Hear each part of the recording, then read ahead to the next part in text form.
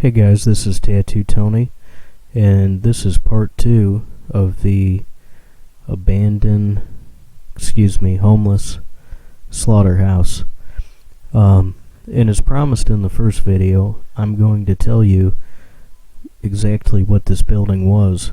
This building started its life in about 1920 as a Catholic community center.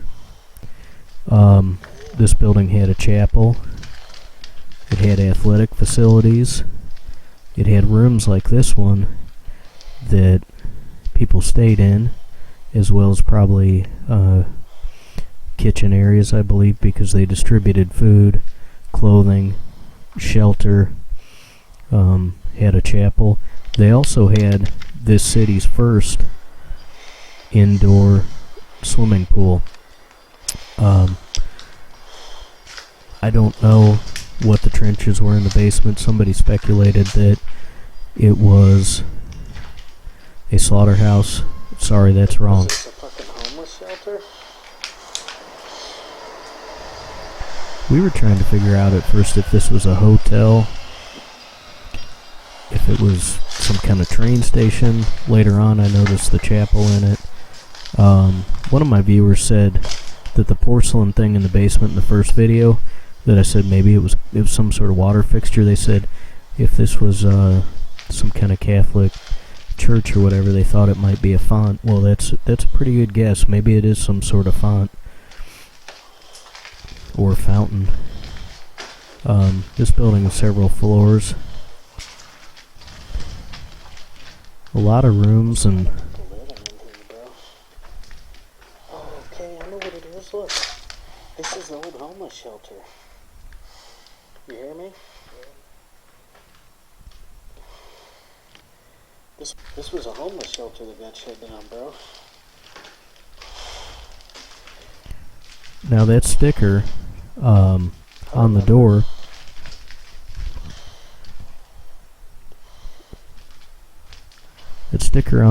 this used to be a New Life Evangelistic Center homeless shelter. At some point after it was the Catholic Community Center. There's still a New Life Evangelistic Center in downtown St. Louis run by the Reverend Larry Rice. It's kind of controversial. A lot of people want to run him out of the city. He's currently running for the mayor of St. Louis as well. That's epic, dude. Damn. He's currently running for mayor, the Reverend Larry Rice. Currently running for mayor, has been probably helping feed, clothe, and house the homeless in St. Louis probably since the 1980s. I actually spoke to him the other day when he was out putting up campaign signs. His main platform is helping the less fortunate, but in any case, I asked him just to verify. I saw him in North St. Louis and said, "Did you used to own this shelter?" And he told me yes, he did own it, and he said that he turned it over to somebody else to operate it when he left it, and basically his story was that they didn't keep the shelter up, and he said it was unfortunate what had happened to the building. So I'm not sure who took it over after him. I'm not sure when it ceased to be a Catholic community center, and I'm not sure when it shut down. Obviously, to me, there were homeless people squatting in here after everybody had left the building. There were still homeless squatting here. There's a St. Louis website that shows a lot of photographs and has a little bit of information about dilapidated buildings and decaying buildings in the area. And that gentleman said he took a couple pictures of the chapel and took off and didn't really want to come back or explore the building because he thought it looked like a junkie den. But we did explore the whole building. But there was definitely people staying here long after it shut down.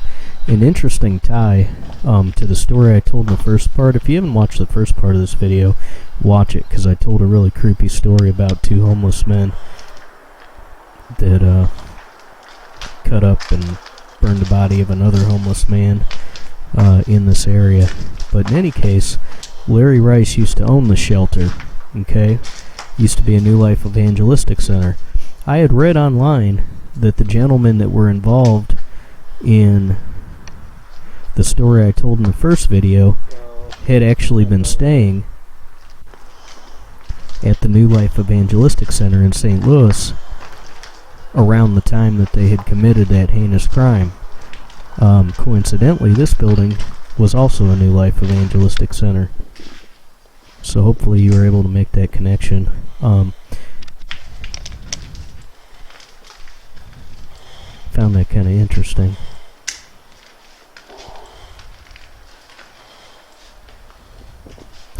This building is very near the abandoned strip club that I filmed. Also, I have a interesting theater that was built in the 1920s that I'm going to be posting too, that was filmed right around this area. Also, I had somebody leave me a comment today that told me that their 87-year-old mother is hooked on these videos, and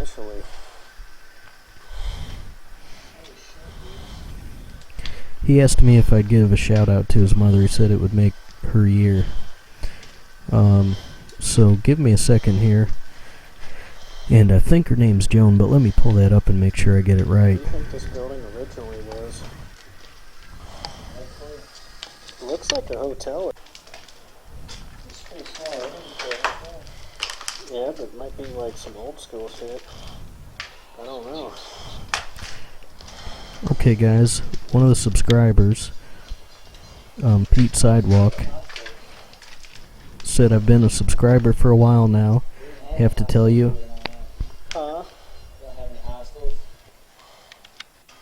an old one. You know what I'm saying? How fucking old it is. he said his 87-year-old mother is addicted to my videos. He said he talks to her first thing every morning and she asks about the new videos. He says she really enjoys the videos and she's looking forward to watching the new ones. He asked me to say hi, Joan, and said if she sees it on the video, it'll make her year. So that comment made my year. I appreciate it. Thanks for writing me, and hi, Joan. Hope you enjoy the videos. I'm glad you're watching. But yeah, me and Andrew were talking, just speculating before we knew what this was, about whether or not this had been some sort of hospital with the small rooms. You know, whether or not it had been... T-bone in here. T-bone steaks? Are those T-bone steaks? Pretty good meat bones for somebody staying up in here. But, you know, a hostel. He thought, you know, maybe is this some sort of hostel, but we know there's none around here. We're just speculating about all these small rooms that, you know, had mattresses and stuff and looked like people were living in them. So this building started its life helping out the less fortunate and housing people and feeding them and having a church in it. Like I said, the New Life Evangelistic Center took over. It was also a homeless shelter and a church. And I believe it continued to be so after they left as well. So I guess this building spent its life in service, and it also looks like it housed the homeless after it was abandoned. It looks like a couple parts of the building have had a fire in it. As we were walking across the upstairs, we could not go all the way to the other side above where the chapel is, and you'll see why, because the building's like falling apart. I was afraid I'd fall through if I went too much further.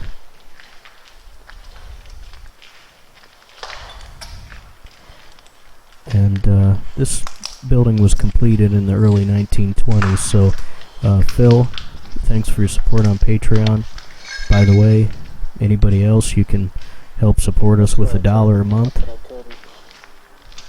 $1 a month, as little as $1 a month, and you can help support us so that we can continue to film and make more and more videos and upgrade equipment so we can make better videos. But anyways, Phil Preston asked about what time the glass blocks in the basement were used, what time period, In the first video, there was some like glass blocks stacked in a window, and I don't know those particular blocks from what time to what time they were used. Where? I just want to stay away from people. But anyways, this building was built in the early 20s. No, this is not a theater. Where? Anyways, what we were talking about, I didn't walk Where? Real quick. I didn't walk all the way across this chapel and back up into that room for good reason. We had heard some people yelling, and then Andrew saw a kind of crazy looking guy walk right along the side of the building, almost to where he could have seen us, but he didn't see us. And I guess he went around the front of the building. We were kind of afraid he might be coming into the building, because he looked to be a homeless man that other people were chasing off. And we thought maybe he was going to run up in the building. See the pentagram, and it says something about a demon over there.